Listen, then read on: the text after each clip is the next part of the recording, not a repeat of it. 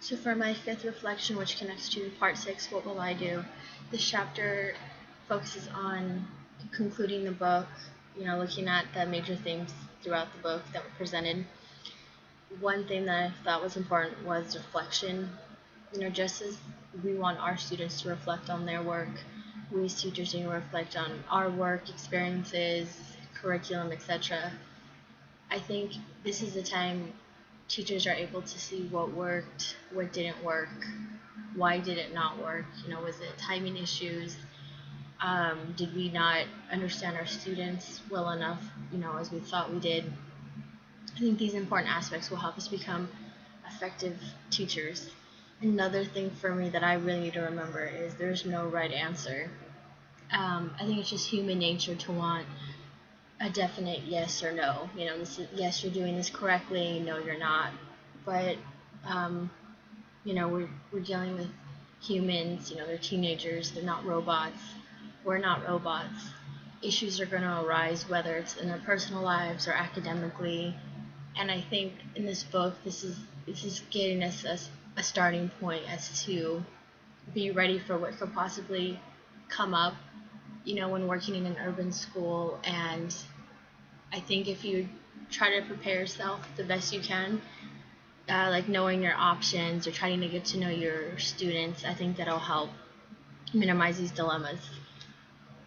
Another thing was knowing your students and your options. When the author explains that with Karina's dilemma, when she has African American students who pretty much resist her in wanting to study African American history, she automatically assumes they would be excited about it because they're learning about their own culture, and that wasn't even the case.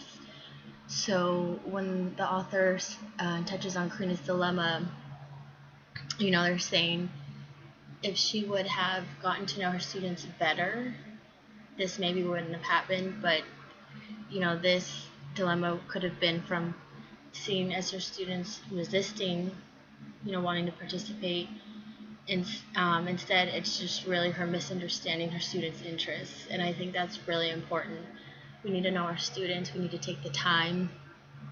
I personally think the first week or so of really trying to get to know them, building rapport with them, I think that'll really make the difference in how effectively you can teach them. And again, knowing your options.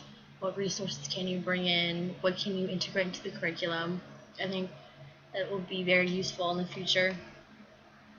Another thing to remember is that your colleagues are a tool that we can use. I think teachers feel alone sometimes and feel isolated and just assume I'm the only one going through this. My colleagues, probably haven't experienced this, and yet it's just the opposite.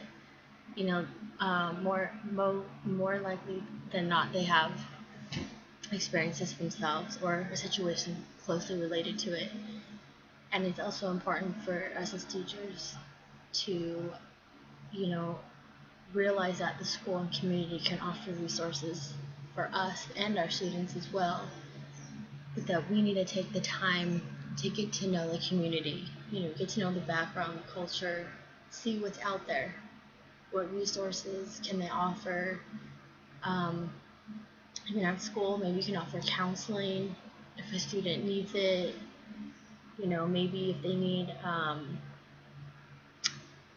like free lunch, breakfast, etc., that type of stuff. I think if we as teachers go and prepared into the classroom, knowing these options and resources, we will feel more confident in what comes up because you just never are going to know what's going to arise.